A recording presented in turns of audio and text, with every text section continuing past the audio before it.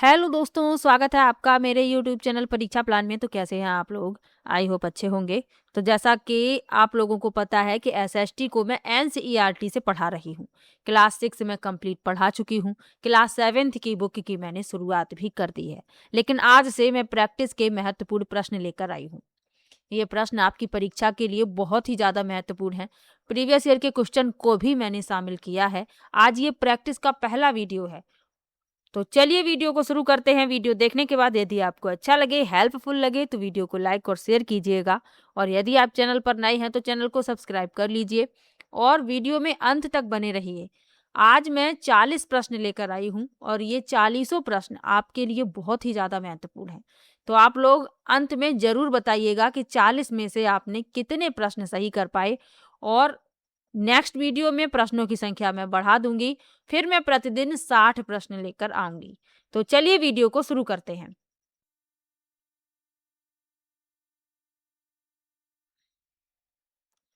पहला प्रश्न दिया गया है, पिंड जिनमें अपनी ऊष्मा व प्रकाश नहीं हो लेकिन वे तारों की रोशनी से चमकते हैं, उन्हें कहा जाता है।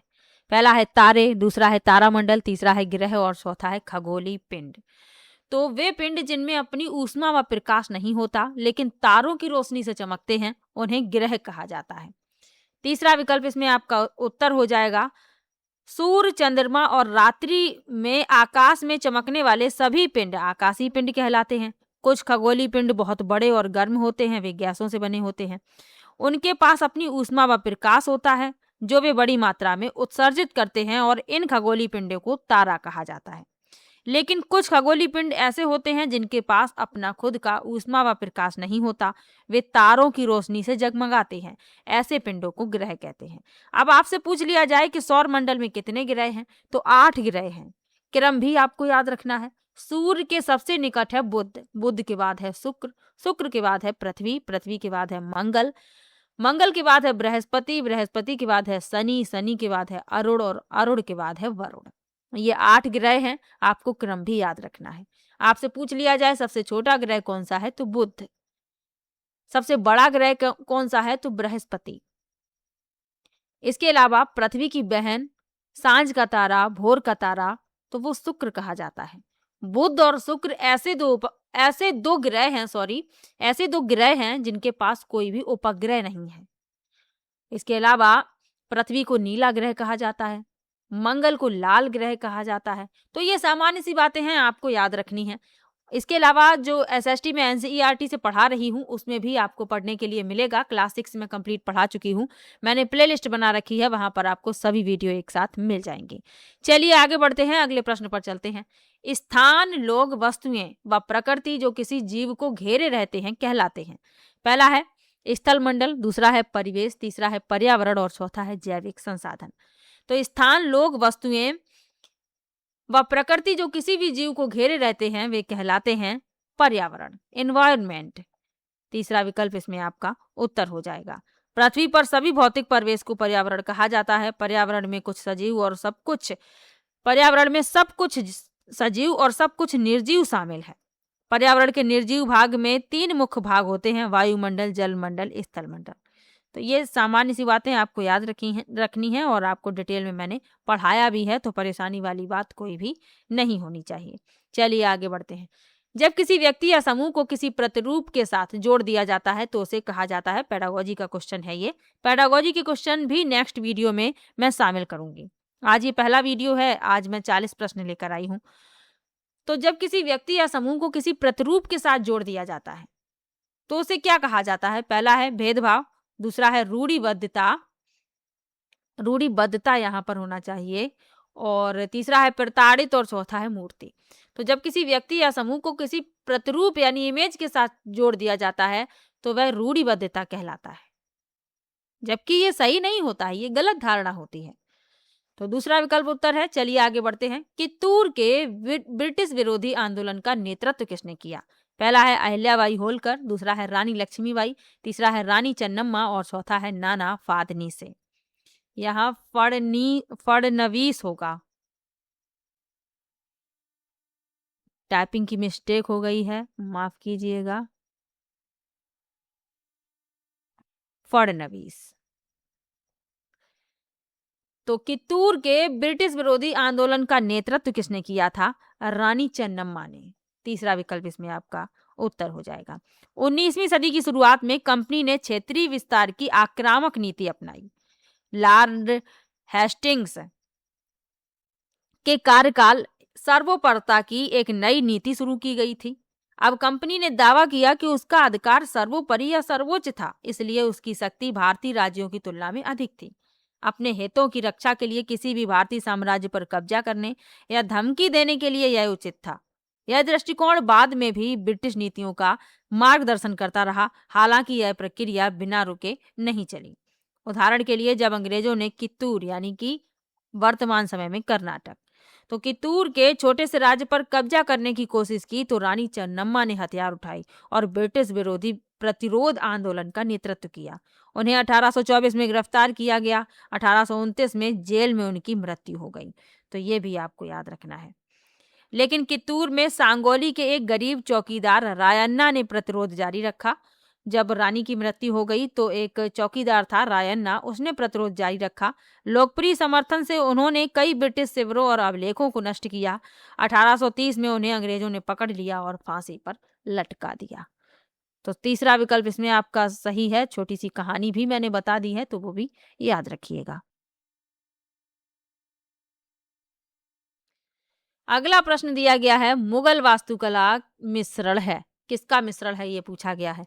पहला है अरब व भारतीय शैलियों का, दूसरा है फारसी व भारतीय शैलियों का, तीसरा है तुर्की व अफगान शैलियों का और चौथा है तुर्की व फारसी शैलियों का। तो मुगल वास्तुकला जो है ये किसका मिश्रण है? ये फारसी और भारतीय शैलियों का मिश्रण है। तो इसमें जो आपका विकल्प सही होगा वह है आपका दूसरा विकल्प, फारसी और भारतीय शैलियों का। मुगल वास्तुकला भारतीय और फारसी तत्वों का मिश्रण है, जो मुगल वास्तुकला को इतना अनूठा बनाता है। विशिष्ट विशेषताओं में विशाल प्याज के आकार के गुंबदों में स्मारक शामिल हैं, जिनमें छोटी गुंबद वाली इमारतें और मीनारें दोनों तरफ सम्मिलित रूप से खड़ी हैं। इसके अलावा ऊंची बुर्ज वाली दीवारों के भीतर प्रभावशाली प्रवेश द्वार हैं और पानी की विशेषताएं और चतुर्भुज उद्यान हैं। सफेद संगमरमर, लाल बलुआ पत्थर और कम सामान्यता चूना पत्थर विशिष्ट निर्माण सामग्री के साथ अर्ध कीमती पत्थर और रंगीन संगमरमर हैं, जो सजावट के रूप में जड़े हुए हैं।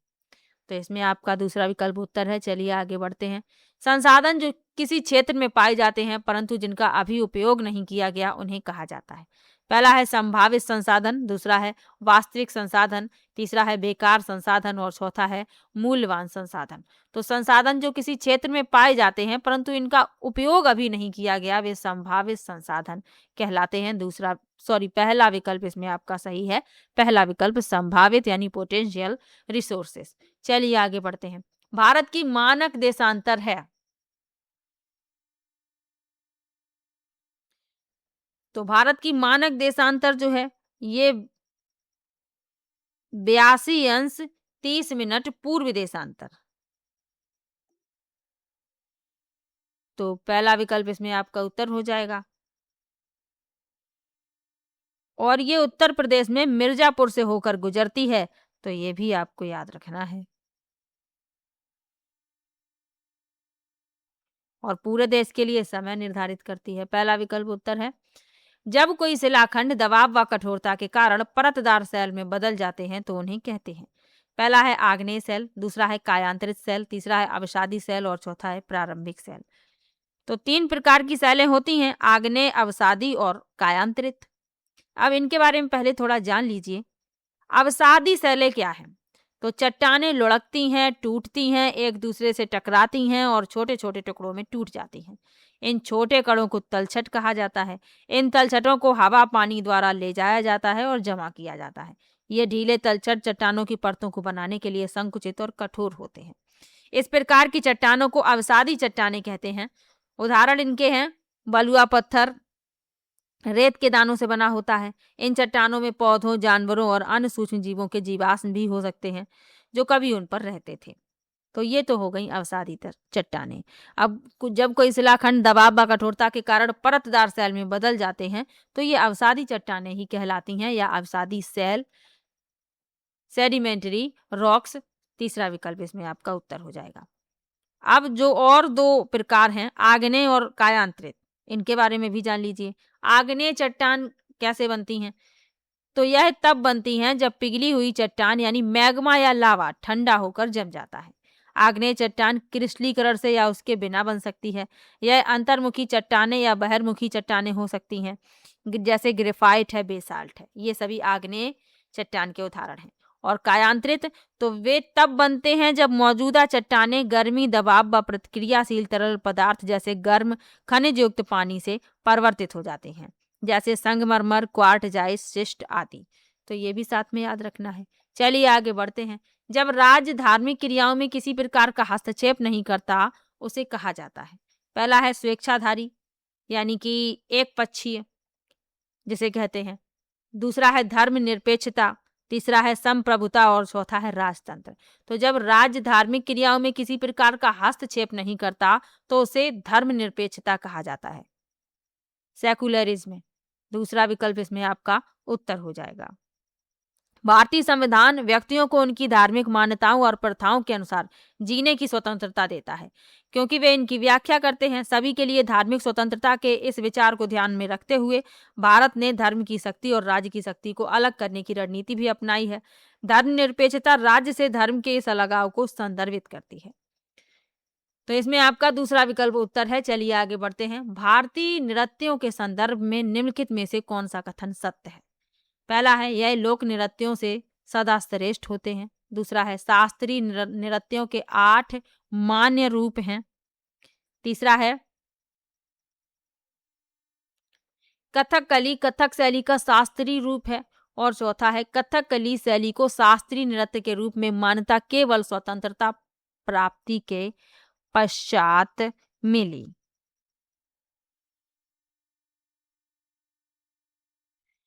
तो इसमें सत्य कथन बताना है। चलिए एक एक प्रश्न, एक एक विकल्प का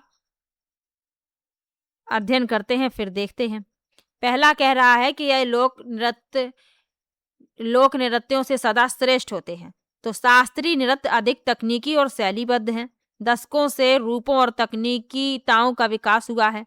और लोक नृत्य एक सरल नृत्य रूप है जो अपने मूल को उनके उन लोगों तक ले जाता है जिन्होंने स्थानीय संगीत को अक्सर जीवन को प्रतिबिंबित करने के लिए इसे विकसित किया। तो दोनों का अपना अपना महत्व है, इनकी तुलना नहीं की जा सकती। तो पहला तो इसमें गलत हो गया। शास्त्रीय नृत्यों के 8 मान्य रूप हैं, ये भी गलत है, क्योंकि शास्त्रीय नृत्य कितने हैं? 9 हैं।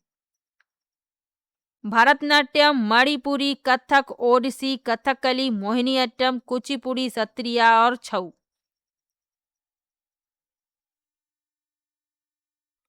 तो ये आपको याद रखने हैं। ये 9 शास्त्रीय नृत्य हैं।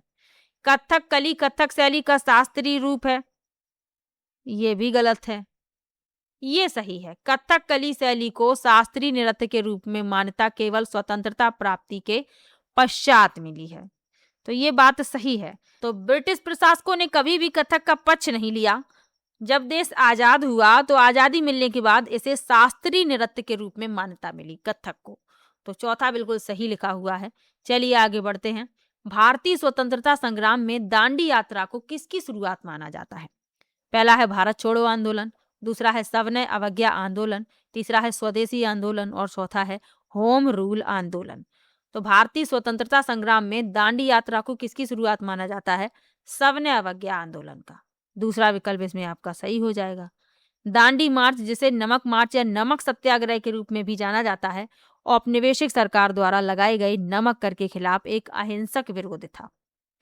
महात्मा गांधी साबरमती से दांडी तक लगभग 385 किलोमीटर की दूरी तय करके चले। इसने सविनय अवज्ञा आंदोलन की शुरुआत को चिन्हित किया। तो इसमें आपका दूसरा विकल्प उत्तर हो जाएगा। चलिए आगे बढ़ते हैं। निम्न में से कौन सा अपर्दन स्थल रूप है? पहला है लोएस, दूसरा है डेल्टा, तीसरा है हेमोर और चौथा है छत्रक शिला यानी मशरूम रॉक। तो कौन सा अपर्दन स्थल रूप है? तो मशरूम चट्टाने यानी छत्रक शिला। चौथा विकल्प इसमें आपका उत्तर हो जाएगा। इसे रॉक पेडस्टल भी कहा जाता है। यह प्राकृतिक रूप से पाई जाने वाली चट्टान जिसका आकार मशरूम जैसा होता है। यह तब बनता है जब तलछटी चट्टानों की अधिक प्रतिरोधी परत नरम परत के ऊपर बैठती है।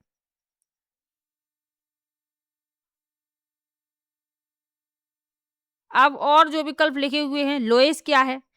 तो लोएस हवा से उड़ने वाली गाद का एक निक्षेप है जो महाद्वीपों के बड़े क्षेत्रों को ढक देता है।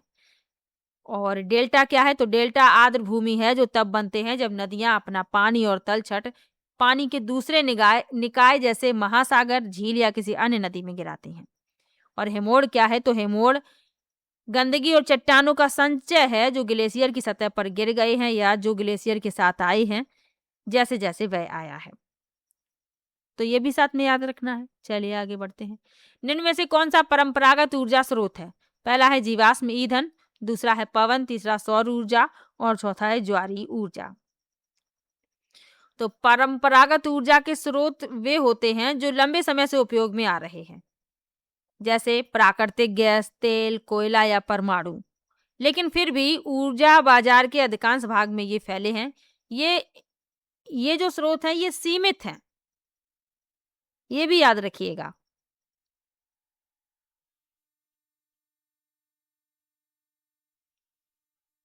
तो इसमें जो जीवाश्म ईंधन है ये पहला विकल्प सही हो जाएगा। परंपरागत पूछा गया था, गैर परंपरागत पूछ लिया जाए तो ऊर्जा नवीकरणीय स्रोतों के रूप में इन्हें जाना जाता है या बिना किसी कमी के बार बार उपयोग किए जा सकते हैं, जैसे सौर ऊर्जा, जैव ऊर्जा, ज्वारीय ऊर्जा, पवन ऊर्जा।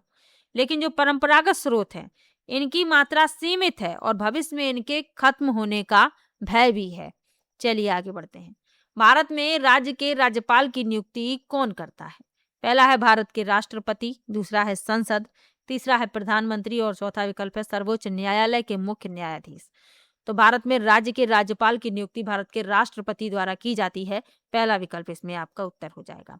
राज्यपाल राज्य की कार्यपालिका का प्रमुख होता है। उनकी नियुक्ति भारत के राष्ट्रपति द्वारा की जाती है। योग्यता और शर्तें क्या हैं? वह भारत का नागरिक होना चाहिए, 35 वर्ष की आयु पूरी करनी चाहिए, संघ सरकार या राज्य सरकार या कोई स्थानीय प्राधिकरण या कोई अन्य सार्वजनिक प्राधिकरण के अधीन लाभ का कोई पद धारण नहीं करना चाहिए, संसद के किसी सदन या राज्य विधानमंडल के किसी सदन का सदस्य नहीं होना चाहिए। कार्यकाल कितना है? तो 5 वर्ष की अवधि के लिए ये पद धारण किया जाता है। 5 साल का यह कार्यकाल राष्ट्रपति के प्रसाद पर निर्भर करता है। वह राष्ट्रपति को त्याग पत्र देकर कभी भी इस्तीफा दे सकता है। तो ये इतना और आपको साथ में याद रखना है। चलिए आगे बढ़ते हैं। विश्व शांति का प्रचार किस मुगल शासक ने आगे बढ़ाया? पहला है अकबर, दूसरा है शाहजहां, तीसरा हुमायूं और चौथा जहांगीर। तो विश्व शांति का विचार किस मुगल शासक ने आगे बढ़ाया? तो अकबर ने। पहला विकल्प इसमें आपका उत्तर हो जाएगा।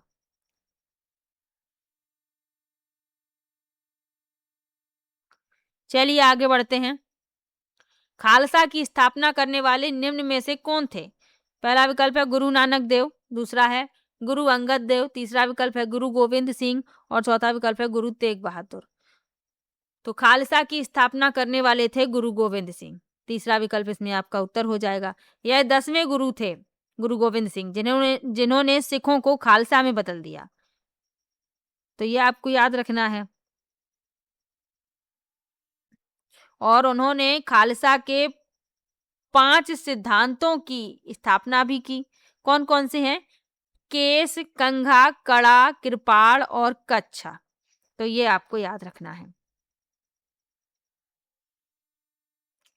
चलिए आगे बढ़ते हैं। निम्न में से वायुमंडल की कौन सी परत वायुमंडल के वायुयान उड़ान के लिए आदर्श है? बहुत ही अच्छा प्रश्न है। और कल के वीडियो में ही मैंने बताया था, जो वायुमंडल की परतें पढ़ाई हैं मैंने क्लास 7th की बुक में दी गई हैं, तब मैंने आपको बताया था कि कौन सी परत में वायुयान उड़ाए जाते हैं। पहला विकल्प है क्षोभ मंडल, दूसरा है समताप मंडल, दूसरा है आयन मंडल, तीसरा है समताप मंडल और चौथा है वायुमंडल। तो वायुयान जो हैं ये समताप मंडल में उड़ाए जाते हैं। समताप मंडल में ही ओजोन परत पाई जाती है, ये भी आपको याद रखना है। और ओजोन दिवस 16 सितंबर को मनाया जाता है। इतनी जानकारी हर बार आपको याद कर लेनी है। जब भी ओजोन से संबंधित प्रश्न आए, समताप मंडल से संबंधित प्रश्न आए, तो इतनी जानकारी आपको अपने माइंड में रिवीजन कर लेनी है, रिवाइज कर लेनी है। अब यदि आपसे पूछ लिया जाए कि मौसम संबंधी घटनाएं कहाँ संपन्न होती हैं, तो वो क्षोभ मंडल में संपन्न होती हैं। इसीलिए वायुयान इसके ऊपर उड़ाए जाते हैं। सबसे जो निचली परत है वो क्षोभ मंडल है। क्षोभ मंडल के बाद समताप मंडल है। तो अब वायुयान जो हैं समताप मंडल में ही उड़ाए जाते हैं। तो इतना आपको याद रखना है। चलिए आगे बढ़ते हैं। भारतीय संविधान के अनुच्छेद 21 का संबंध है। पहला विकल्प है धार्मिक स्वतंत्रता के अधिकार से, दूसरा है समानता के अधिकार से, तीसरा है जीवन के अधिकार से और चौथा है संवैधानिक उपचार के अधिकार से। तो भारतीय संविधान के अनुच्छेद 12 से 35 मौलिक अधिकारों से संबंधित हैं। अब अनुच्छेद 21 का संबंध पूछा गया है, तो अनुच्छेद 21 का संबंध है जीवन और व्यक्तिगत स्वतंत्रता की सुरक्षा से, यानी जीवन के अधिकार से। तीसरा विकल्प इसमें आपका उत्तर है। यह अनुच्छेद घोषित करता है कि कानून द्वारा स्थापित प्रक्रिया के अनुसार किसी व्यक्ति को उसके जीवन या व्यक्तिगत स्वतंत्रता से वंचित नहीं किया जाएगा। यह अधिकार नागरिकों और गैर नागरिकों दोनों के लिए उपलब्ध है। तो ये आपको याद रखना है। चलिए आगे बढ़ते हैं।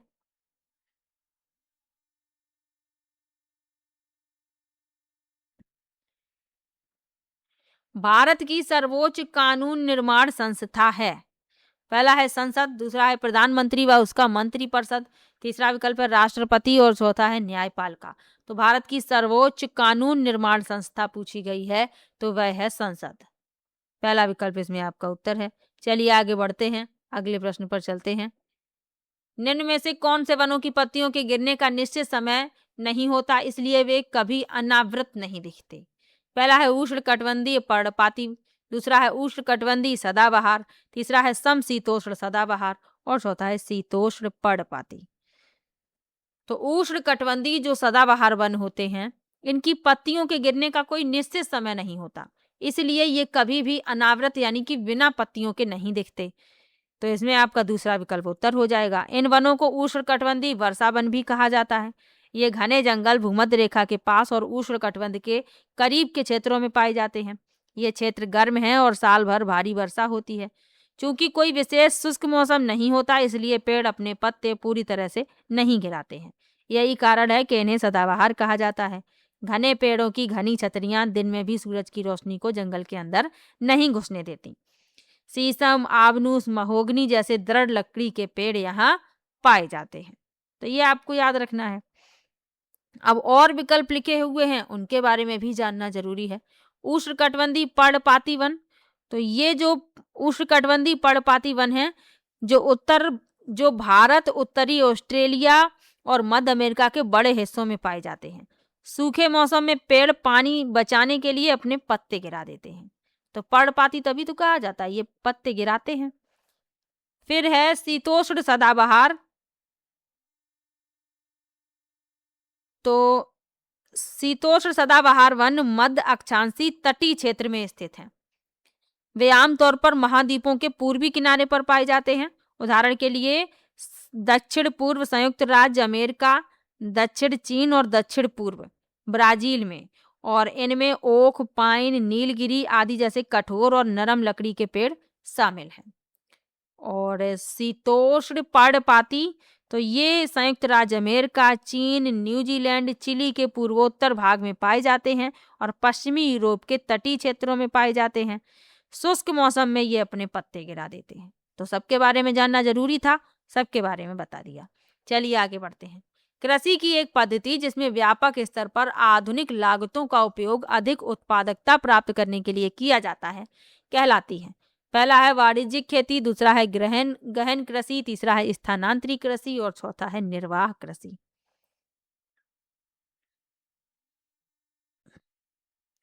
तो क्या कहा गया है कि कृषि की एक पद्धति जिसमें व्यापक स्तर पर आधुनिक लागतों का उपयोग करके अधिक उत्पादकता प्राप्त करने के लिए किया जाता है, तो वह वाणिज्यिक खेती कहलाती है। पहला विकल्प इसमें आपका उत्तर हो जाएगा।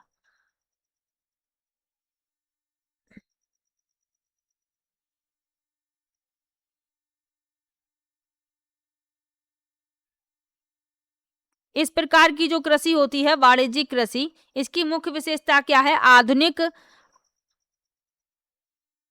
आधुनिक लागतों का इसमें प्रयोग किया जाता है। जैसे उच्च उत्पादकता प्राप्त करने के लिए उच्च उपज देने वाली किस्म के बीज, रासायनिक उर्वरक, कीटनाशक और पेस्टिसाइड। तो ये भी याद रखना है। अब जो और विकल्प लिखे हुए हैं उनके बारे में और जान लीजिए। गहन कृषि क्या है? तो व्यापक कृषि भी कहते हैं इसे। ये जो खेती जो है कम मात्रा में श्रम और पूंजी का उपयोग करके की जाती है और इसमें फसल की उपज मुख्य रूप से मिट्टी की प्राकृतिक उर्वरता, भूभाग, जलवायु और पानी की उपलब्धता पर निर्भर करती है। स्थानांतरी कृषि क्या है? तो स्थानांतरी कृषि की एक प्रणाली है जिसमें भूमि के एक भूखंड को साफ किया जाता है, फिर उस पर जो खरपतवार वगैरह होती है उसे जला दिया जाता है, राख को भूमि में मिलने दिया जाता है और फिर खेती की जाती है। फिर जब फसल पक कर तैयार हो जाती है तो उसे काट लिया जाता है, फिर उस भूखंड को छोड़कर किसी दूसरे भूखंड पर इसी तरीके से खेती की जाती है। और निर्वाह कृषि क्या है? तो निर्वाह खेती जो किसान के निर्वाह के लिए पर्याप्त भोजन का उत्पादन करती है लेकिन अन्य लोगों को बेचने के लिए पर्याप्त भोजन का उत्पादन नहीं करती, सिर्फ निर्वाह हो पाता है किसान का, तो वो निर्वाह कृषि कहलाती है। चलिए आगे बढ़ते हैं। जब बहुत सी औद्योगिक इकाइयां एक दूसरे के नजदीक स्थित होती हैं और अपनी नजदीकी का लाभ उठाती हैं, यह कहलाता है। पहला है औद्योगिक तंत्र, दूसरा है औद्योगिक क्षेत्र, तीसरा है बाजार अर्थव्यवस्था और चौथा है असेंबली लाइन यानी समानुक्रम उत्पादन। तो ये औद्योगिक क्षेत्र कहलाता है। दूसरा विकल्प इसमें आपका उत्तर हो जाएगा। उद्योगों का स्थान कई कारकों पर निर्भर करता है, जैसे कच्चे माल की उपलब्धता, भूमि, पानी, श्रम, बिजली, पूंजी, परिवहन और बाजार। और औद्योगिक क्षेत्र तब उभरते हैं जब कई उद्योग एक दूसरे के करीब होते हैं और अपनी निकटता के लाभों को साझा करते हैं। तो दूसरा विकल्प उत्तर हो जाएगा। चलिए आगे बढ़ते हैं। उत्तरी अमेरिका का पूर्वी तट व जापान के आसपास समुद्र मत्स्य प्रचुर हैं क्योंकि पहला है तट के साथ एक ठंडी धारा बहती है, दूसरा है दंतरित तटीय क्षेत्र है, तीसरा है तट के साथ गर्म धारा बहती है और चौथा है गर्म व ठंडी धाराओं का मिलन है। तो उत्तरी अमेरिका का पूर्वी तट व जापान के आसपास समुद्र मत्स्य प्रचुर है क्यों प्रचुर है? क्योंकि गर्म और ठंडी धाराओं का यहाँ मिलन है। ठंडी और गर्म धाराएं, महासागरीय धाराओं का मिश्रण दुनिया में सबसे समृद्ध मछली पकड़ने का मैदान होता है। तो चौथा विकल्प इसमें आपका उत्तर है।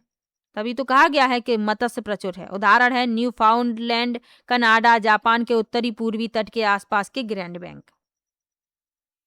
और जिन क्षेत्रों में गर्म और ठंडी धाराएं मिलती हैं उनमें उच्च जैविक उत्पादकता होती है। चलिए आगे बढ़ते हैं। विश्व की 80% से अधिक जनसंख्या निवास करती है।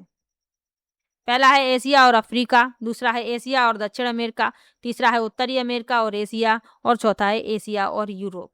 तो विश्व की 80% से अधिक जनसंख्या एशिया और अफ्रीका में निवास करती है। पहला विकल्प उत्तर हो जाएगा। चलिए आगे बढ़ते हैं। जब एक देश पर दूसरे देश के दबदबे से राजनीतिक, आर्थिक, सामाजिक और सांस्कृतिक बदलाव आते हैं तो इस प्रक्रिया को हम कहते हैं। पहला है महासंघ, दूसरा है व्यापारिक, तीसरा है औपनिवेशीकरण और चौथा है पुनर्जागरण काल। तो जब एक देश पर दूसरे देश के दबदबे से राजनीतिक, आर्थिक, सामाजिक और सांस्कृतिक बदलाव आते हैं तो इसे औपनिवेशीकरण कहते हैं। चलिए आगे बढ़ते हैं। निम्न में से किस भारतीय साहित्यिक धरोहर का अर्थ है गुरु के पास जाकर समीप बैठना, यानी पास जाकर समीप बैठना, गुरु के पास जाकर? पहला है उपनिषद, दूसरा है वेद, तीसरा है आरण्यक और चौथा है पुराण।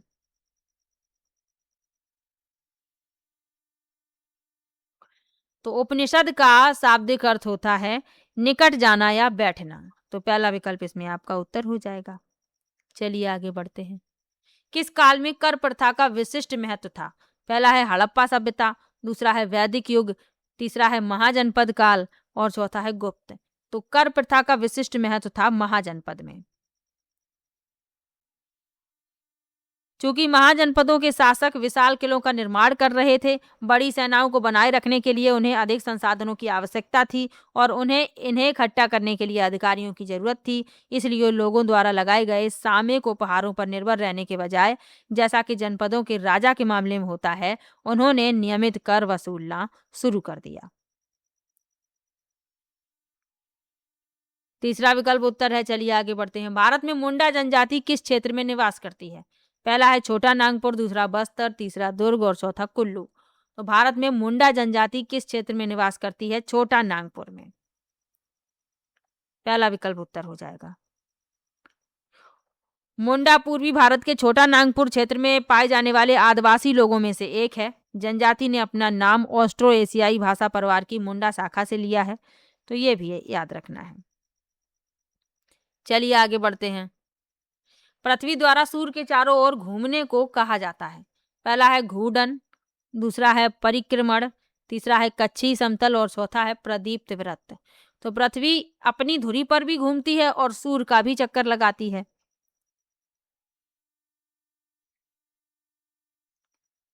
पृथ्वी का अपनी धुरी पर घूमना घूर्णन कहलाता है और सूर्य का चक्कर लगाना परिक्रमण कहलाता है। तो दूसरा विकल्प उत्तर हो जाएगा। चलिए आगे बढ़ते हैं। अटलांटिक महासागर के विषय में निम्नलिखित तथ्य पढ़ें। लिखा है यह अंग्रेजी के एस अक्षर के आकार का है। दूसरा है इसकी तटरेखा सरल रेखी व निर्बाध है। तीसरा है व्यापारिक दृष्टि से यह सबसे व्यस्त महासागर है। उपर्युक्त कथनों में से कौन से सत्य हैं? अब इसमें से सत्य कथन बताने हैं।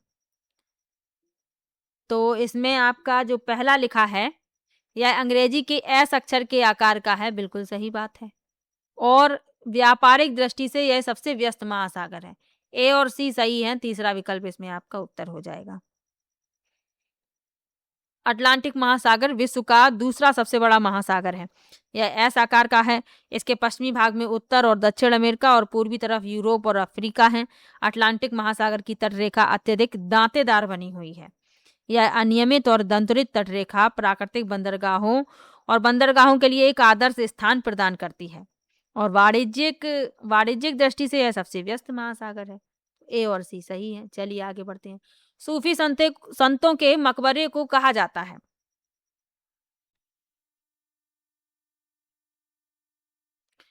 आप लोगों ने वीडियो लाइक नहीं किया है तो लाइक कर दीजिए, वीडियो शेयर नहीं किया है तो जल्दी से शेयर कर दीजिए। फिर अगले प्रश्न पर चलते हैं। तो लिखा है सूफी संतों के मकबरे को कहा जाता है। पहला है ईदगाह, दूसरा है खानका, तीसरा है इबादत गाह और चौथा है दरगाह। तो सूफी संतों के मकबरे को दरगाह कहा जाता है। इंपॉर्टेंट क्वेश्चन है।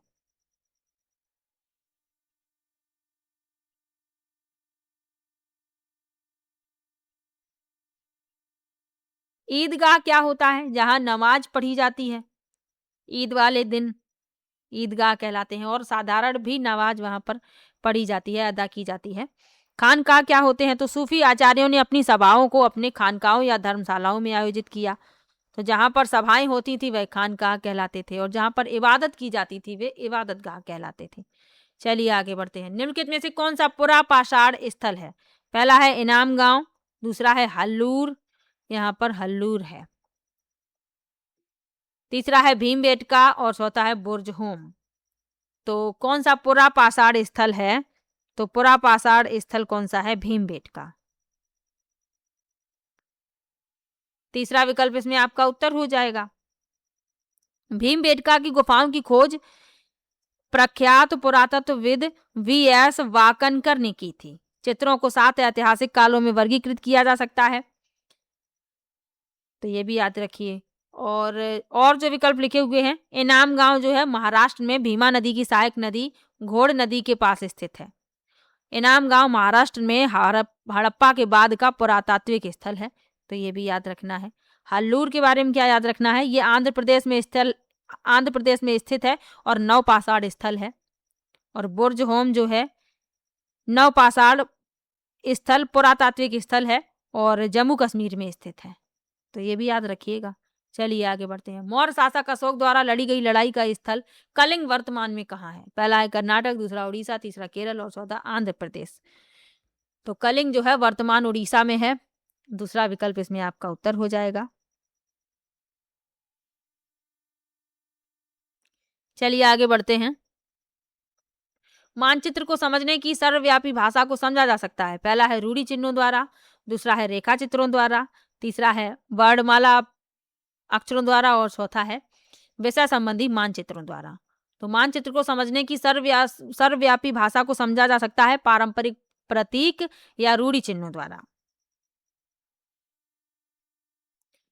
पहला विकल्प इसमें आपका उत्तर है। चलिए आगे बढ़ते हैं। निम्न में से कौन सा विविधता को बढ़ावा देता है? पहला है अपनी मातृभाषा में बोलना, दूसरा है अपने त्योहारों को मनाना, पैडागोजी के क्वेश्चन भी शामिल कर लिए हैं थोड़े, तीसरा है अपने गांव जाना और चौथा है रेलगाड़ी में यात्रा करना। तो कौन सा विविधता को बढ़ावा दे रहा है? तो अपनी मातृभाषा में बोलना।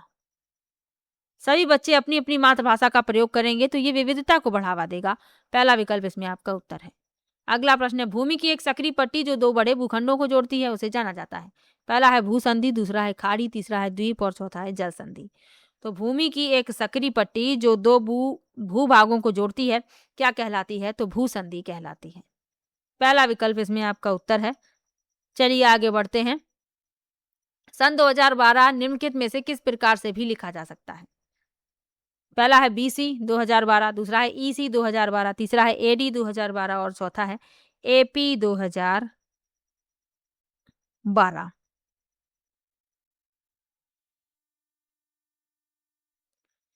तो इसे लिखा जा सकता है AD 2012। क्लास 6 की बुक में मैंने आपको ये पढ़ाया भी है। AD का मतलब क्या है? एनो डोमिनी, यानी कि प्रभु के वर्ष में। प्रभु यानी कि ईसा मसीह। तो तीसरा विकल्प इसमें आपका उत्तर है। चलिए आगे बढ़ते हैं। जैव मंडल के विषय में सबसे उपयुक्त कथन है। पहला है मनुष्य का तात्कालिक परिवेश, दूसरा है पौधे और पशु जगत, तीसरा है भूमि जल वायु पौधे और पशु और चौथा है पर्यावरण के विभिन्न परिमंडल। तो जैव मंडल के बारे में सबसे उपयुक्त कथन पूछा गया है तो भूमि जल वायु पौधे और पशु। तीसरा विकल्प इसमें आपका उत्तर हो जाएगा।